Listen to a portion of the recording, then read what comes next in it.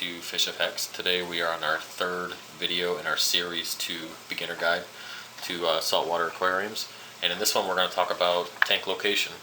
We're going to, some of the do's and don'ts, some of the recommendations that I have. Then we're going to move into aquascaping, what I recommend you should do for structure stability, and then we'll go into finally cycling the aquarium and when you'll know it's done cycling. So let's go ahead and get into it. Location. Now, if anybody's putting a tank over 100 gallons on the second floor or even on the first floor with a basement, I would recommend having a structural engineer come in and look at the house plan, the floor plan, just to make sure that the floor is strong enough, that you have the proper cross beams where you're going to have the fish tank stand.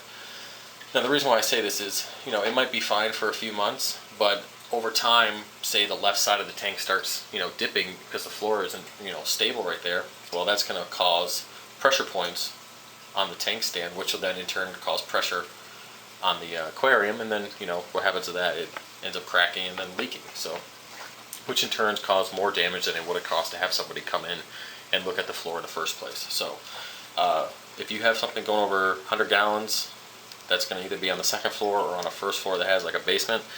Definitely have somebody come in and check that out. All right. So, another thing with location is try to keep it out of direct sunlight. Now, a lot of people like the look of sunlight on their aquarium. The problem is with sunlight, that Kelvin, basically the rays that come from the sun, it promotes algae growth, and in a reef tank, algae is just not fun to deal with. And even a tank that's not in direct sunlight has algae issues for other reasons, so there's no reason to add to the initial problem. So the best bet is put in a room that maybe gets sunlight for a couple hours in the morning, kind of wake the fish up. That's what mine does. But other than that, for the rest of the day, there is no sunlight, and your aquarium lights are the only source of that type of light, which is best for everything involved. All right, so we got the location, the sunlight, and let's move into carpeted floors. This was an issue that I had. In this particular setup that you see now, I have it on it's basically a cement slab. It has a pad under it, a foam pad, and then it has a carpet. The problem is that over time, the foam pad will kind of compress, which will cause the tank to essentially be unbalanced or will be unlevel. That's what I'm looking for, unlevel. So unfortunately, I've had to attempt to level this again, just on the rear left side. I've attempted to level it again since I filled this up, and it didn't actually start sinking until about a month and a half in. And it's not drastic. It's not like, oh my God, it's going to tip over, but it's enough to bug me that I had to do something about it. So my recommendation for that is go ahead and fill the tank up, test fill it. It allows you to see if your plumbing and your bulkheads are tight and you don't have any leaks, but it also let it sit for a few days if you have the patience and the ability to do that. Let the tank sit and it will settle into the carpet, and then you can test for level then, and you'll get a general idea of if the tank is level or not, and you can go on from there. All right, so now that we got location down, let's go ahead and talk about aquascaping. So there's two types of people. There's people that have bare bottom tank like I do, and there's people who like to have sand. Now, for either one of those, I strongly recommend you do your aquascaping on the glass. Now, if you have a bare bottom tank, you can aquascape with water in the tank. It doesn't matter because you're not going to be adding sand. But if you are one of those people who are going to add sand, then you need to aquascape with the tank empty, which aids in structural stability anyway, so it's not a bad thing to do your aquascaping while there's no water in the tank. And then add your sand in and around the rock, and then fill it up from there with your RO water. So it's just better structurally, and it allows you to get a better idea of how stable the structure is when you do it without sand and without water, either way. Another reason why you don't want to build a rock structure on a sand bed is because you don't really know what kind of livestock you're going to have in the future, and everything is, you need to build a solid foundation to be successful in the end. So if you have get a sand sifting goby 6 months in, and you build your entire rock structure on top of 3 inches of sand, that little joker's going to start digging, and then the potential of making the entire rock structure unstable is much higher. And then one of these days you're going to come home, and then your rock is going to be on the side of your glass, and you potentially could have a crack, or it could completely destroy a colony that's been growing for 6 months. So just do it right the first time. Build your structure on the glass, and use your epoxy putty, whatever you decide to use. I know I use an epoxy to try to kind of make the designs that I like, and it also just increases the stability as well. So do what you want with that, but that's what I recommend you do. All right, so let's go ahead and move into, let me do one more thing about aquascaping. Personal preference though, keep the rock off the glass on all sides. This allows the fish to swim through and around and behind the rocks, and this just brings a whole new depth to the tank. If you just lay all the rocks against the glass on the back wall, the tank kind of looks 2D. It doesn't look, real, essentially. Some people can get away with it. I personally have never been able to have rocks laying on the back glass and have my tank actually look decent. So personal preference, you can do that if you want. I recommend you do, and it really makes the fish feel happier when they can go in and behind the rock. All right, so done with that, let's move on to cycling the tank. First you need to fill the tank up with water. So fill it up with RO DI water, no exception. Don't use the garden hose, don't use tap water. If you do use those things, you will have issues in the future. I know a lot of people say, oh, my TDS is only like 3 coming out of my tap. That's cool, but there's things that your TDS meter is not going to read. And, well, those things will eventually ruin your tank. So if you have the ability, get a RO DI system. If you just have an RO system now and you don't really know how to get started with DI, Bulk Reef Supply sells a color changing DI. It's like, I think 1 or 2 pounds for like $12, and then you can buy the holder for the DI resin on eBay for like $7 to $12.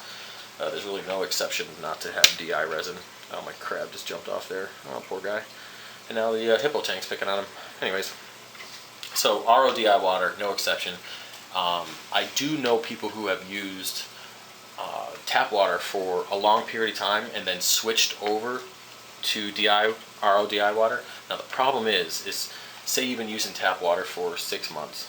Now you're going to have 6 months of issues going into that rock, and then it's going to take even longer for that issue to go away. So people are like, I switched over to RO DI water, but I'm still getting algae issues. Well, what you don't realize is the chemicals and stuff that you've been slamming in your tank with tap water have gone inside the rock, and it's going to take time to leach out into the water until it's completely gone. Alright, so RO water, you need to be using it. There's really no exception. Just do it. You're going to save yourself a lot of trouble in the long run. Alright, so now we got the tank filled up, you're going to use salt. What type of salt you want to use is your call. I personally use the Reef crystals. I buy the 200 gallons at a time, and then I use a 5-gallon bucket. I just pour a bag in at a time, mix it up properly, it's good to go. Quick note, make sure you mix your salt before you use it. It kind of brings everything together, gets the elements equal through the mixture, and it makes a better salt. Okay, so make sure you mix your salt before you mix your water up. When you do water changes and all that. All right, so make sure you get your salinity to 1.025, 1.026. That's the best and ideal range for coral growth. All right, I'm going to assume everybody who watches this channel is interested in growing coral, so we're just going to keep our focus on that. All right, temperature-wise, 78 to 79 degrees. I try to keep it around there. Some people like to stay at 77, some people like to stay at 80. I like to keep it right in the middle because that allows fluctuation. That means you're not at the closer end of any extreme, so if something goes wrong, you can actually fix it and correct it sooner. And I've had great growth. My temperature stays between 78.6 and 79.3, and it fluctuates in between there. A half a degree to a degree fluctuation daily is ideal. Now a lot of people can do like a 2 to 3 degree difference. I don't do it because I've had it seems like anything that fluctuates that much or changes in an aquarium can cause RTN, which is basically your coral will shed its skeleton. Your SPS coral will shed its zooxanthellae and bleach out, and that happens when you have it seems to happen more when you have bigger fluctuations in water parameters, and temperature's a pretty big water parameter. So just stay within that range, 78, 79, you'd be good to go. All right, let's move on to cycling the aquarium. Now, so everything's been running for a couple days. Your salinity is where it needs to be, so you're ready to go. Let's start cycling the tank. There's a couple options here. First and foremost, don't use fish to cycle your aquarium. It's just cruel. If you don't know this, ammonia will end up burning the gills, of the fish, can cause internal issues, and frankly could kill them on the spot. So don't mess with it. Don't use fish. A couple options you can do. You can use the Biospira, I believe it is. It's basically, I've never personally used it, but it's basically bacteria you put in, and then you can add a fish right away, and it gives basically a jump on the starter culture, which makes it safe for fish to live in the tank immediately. I don't know how much it costs. I don't know where you can get it, but I know that people use it. I've never used it. I've done it the old school way. In the past, I've either gotten live sand from somebody, live rock from somebody, or I just fed the tank as if there was a fish in it and waited a couple weeks. All right, so you choose what you want to do, and then we'll move forward. All right, how do you know your tank is cycled? Well, in the beginning, you're going to have an ammonia spike, and then you're going to have a nitrite spike, and then eventually ammonia will go away, nitrites will start to go down, and then you'll have nitrates. You'll have readings of that. To see if you have this chemistry going on in your tank, you need to have a test kit. I recommend for first-time people get the API saltwater test kit. I believe it comes with ammonia, nitrite, nitrates, and pH. I believe that's all it comes with. It's been a long time since I've had one, but don't put a fish in the tank if you have any trace, I guess, residue or whatever you want to call it. If you see any ammonia in the water, don't put a fish in there. You can technically get away with it if you have a little bit of nitrites, but majority of nitrates, like you have a higher nitrate reading, you can get away with it, because that essentially means that the dangerous part of the cycle is over. But be prepared when you put that fish in. Don't feed him too much, because you'll end up, not only is his breathing producing ammonia, but he's shitting and pissing in the water, whatever fish like to do while they're swimming around in their own stuff. But that's gonna do a little mini spike in ammonia, so you might get a little reading of ammonia the next day or so. So be aware of how much you feed it, a new fish, when you put it in. If you decide to do it the way that I do, by just feeding the tank in general. But other than that, guys, once you have just nitrates, your ammonia's gone, your nitrites are gone, you're good to go. For the most part, I would still hold off on coral, just because coral is a little bit more sensitive than a fish, and if you throw a couple softies in there, you might get away with some green star polyps, something like that. But I wouldn't throw an LPS or an SPS in a new tank that's only a couple weeks old. You pretty much consider it dead at that point. But some people have luck, and you never know. But alright guys, that's it. I hope you enjoyed the video. If you did, go ahead and like, comment, and subscribe. If you want to see anything else, let me know. Our next video will be, we're actually going to do 3 videos. We're going to have, they're going to focus on each type of reef tank in general. We're going to have a softy video, and we'll talk about the lighting and all the parameters that are required to be successful with that.